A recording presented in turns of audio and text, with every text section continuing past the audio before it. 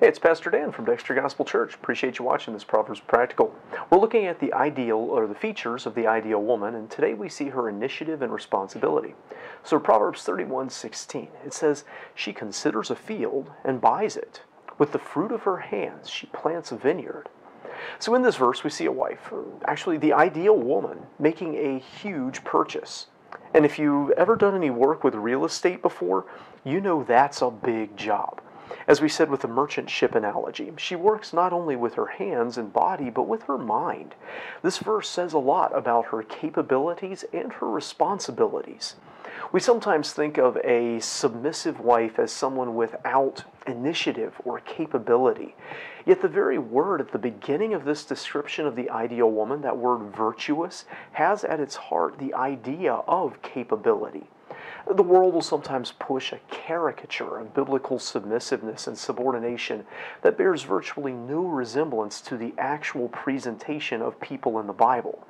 As with so many things, we tend to present an either-or mentality in which both are wrong and neither are biblical. Either she's completely submitted and therefore has no initiative and capability, or she's completely independent and in charge of everything, and neither one of those is right. The ideal woman isn't willful and rebellious, determined to rule every aspect of her own life, let alone everyone else's lives, just because she's smart and capable.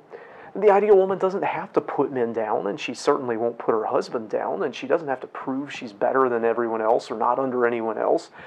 She's also not some decorative ornament, incapable of comprehending and making important decisions, unwilling to accept responsibility, risk, and hard work. This woman does work on behalf of her husband and under his guidance. We've seen already that he can absolutely trust her not to work at cross purposes to him. But that doesn't mean she doesn't have her own intelligence and capabilities and enormous matters that he can trust her to take care of. In this verse, she's considering and purchasing property, which was just as big a decision then as it is now. It's not that she did this behind her husband's back. It's that she's so competent and capable that he trusts her completely to do it.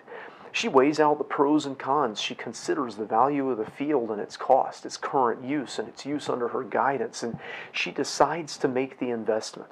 She doesn't push decision-making and responsibility away from herself. She accepts it willingly when it's delegated to her, and she handles it responsibly and well. This verse makes some subtle statements about the nature of Old Testament culture and women as well. The very fact that she's able to do this says that she has a lot more agency and power and responsibility than we usually think of women having in Bible times. In some ways, she might have more power than women typically do today. If my wife wanted to use our family's money to go and buy a piece of property, I'm not sure she'd be able to do that on her own without my signature, not without wading through three sets of lawyers and having my name on a bunch of documents. In their case, she seems to have complete authority over the family's finances to do this. Biblical culture was revolutionary in the equality and power it gave to women as compared to women who were neglected, abused, or taken advantage of in the other societies around them.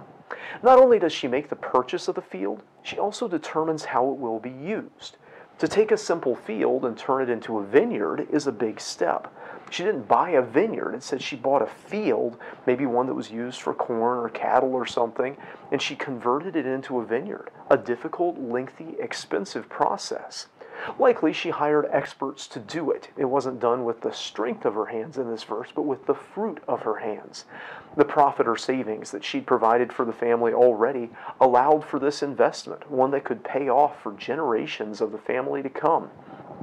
Nonetheless, whether she personally studied the agriculture, the soil types, the farming techniques, the line of grapes they wanted to use, or whether she studied the people that she hired, she was the agent that made this happen. And so we see in this ideal woman her mental capacity, her ability to take initiative and make decisions, and her willingness to accept responsibility, her capacity for long-term thinking. These are all traits of the ideal woman. I hope this video is a help to you. If it is, hit that thumbs up button to give it a like, and if you haven't already, subscribe to our channel for more comments on the Scriptures. Until next time, I hope you stay well and use initiative responsibly.